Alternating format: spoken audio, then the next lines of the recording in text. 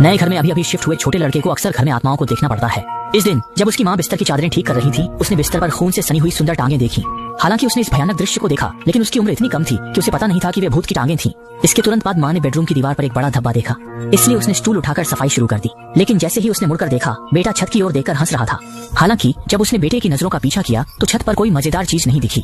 लेकिन इस समय उसे यह नहीं पता था कि इस घर में 10 साल पहले एक भयानक घटना घटी थी और दीवार पर का धब्बा असल में महिला मालिक का खून था। इसी समय बेटी जेसी जब कमरे की जांच कर रही थी तो उसे भी अजीब चीजों का सामना करना पड़ा। उसने देखा कि बेसमेंट का दरवाजा मजबूती से बंद था और लगा कि पीछे कोई परछाई गुजर रही है। लेकिन जब उसने मुड़कर देखा तो गलियारा खाली था, कुछ भी नहीं था। सोचने का समय भी नहीं मिला कि अचानक एक जोरदार आवाज ने उसे डरा दिया। असल में एक कौवा कांच के दरवाजे से टकराया था। असल में जेसी के पिता रॉय कुछ समय पहले बेरोजगार हो गए थे और फिर उन्होंने इस फार्म को कम कीमत पर किराए पर लिया ताकि वे फिर से शुरुआत कर सकें। और क्योंकि बेटी किशोरावस्था में थी, उसकी विद्रोही स्वभाव ने माता पिता को बहुत परेशान कर रखा था। 6 महीने पहले जेसी ने शराब पीकर गाड़ी चलाई थी, जिससे उसके छोटे भाई की जान खतरे में पड़ गई थी। इसलिए माता पिता ने गांव में शिफ्ट होने का फैसला किया। अगले दिन सुबह